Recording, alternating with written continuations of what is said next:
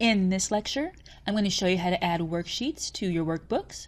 And if you want to follow along, you can open up the Add Workbook, which is in the Resources section for this lecture. And taking a look at this workbook, it just has one worksheet on it right now, which has the default of Sheet 1. And it's got some restaurant sales information into it. I want to add in some more sheets, so I'm going to switch over to Visual Basic by hitting Alt F11 on my keyboard. And in Module 1, I started a sub-procedure called Add Sheets. Alright, so when you want to create either a new worksheet, a chart sheet, or a macro sheet, then you can type in sheets.add. Now, if I were to go and run this right now, this is going to give me a new worksheet before whichever sheet I have currently active. But you can also tell VBA if you want to add in a new sheet either before or after a specific sheet in your workbook. And you can do that by typing before the colon and the equal sign and then the name of the sheet. So you could either type in sheets and then in parentheses the index number or the name of the sheet. I'll just use the index number here, so I'm going to say before the first sheet. And I'll go ahead and run that. And taking a look at the Project Explorer, you can see I have another sheet that's been added in.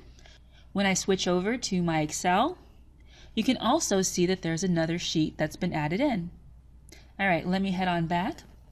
So that sheet added in, and the name of it is now Sheet 2, something that you would expect.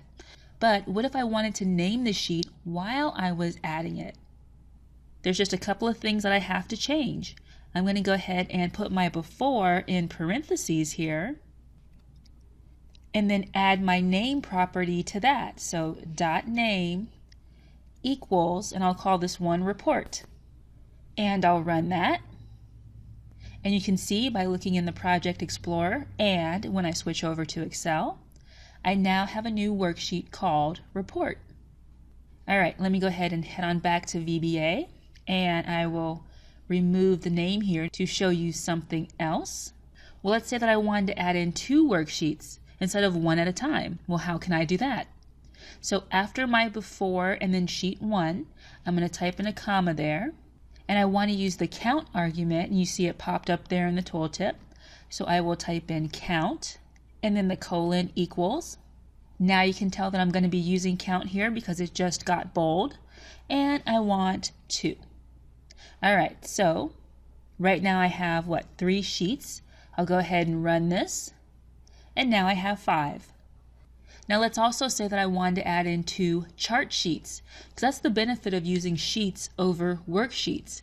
If I would have typed in worksheets.add, I would just be able to add in standard worksheets. But if I want to be able to add in chart sheets or macro sheets, that's why I'm using the sheets object here. So I want to add in 2 chart sheets. So I'll type in a comma again and use type. And the type here will be XL chart. And you know what I'll do? Instead of putting it before, because we've seen how that works, I'm going to go ahead and change this to after. All right, let me go ahead and run that and switch over to Excel. And there are my 2 chart sheets.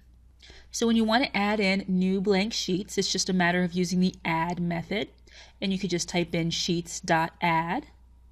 Or if you want to be a little bit more specific and tell it to add sheets before or after, you can do that as well. If you want to name the sheet while you're adding it in, you can do that. And if you're using sheets and not worksheets, you can also tell VBA what type of sheet you want it to be.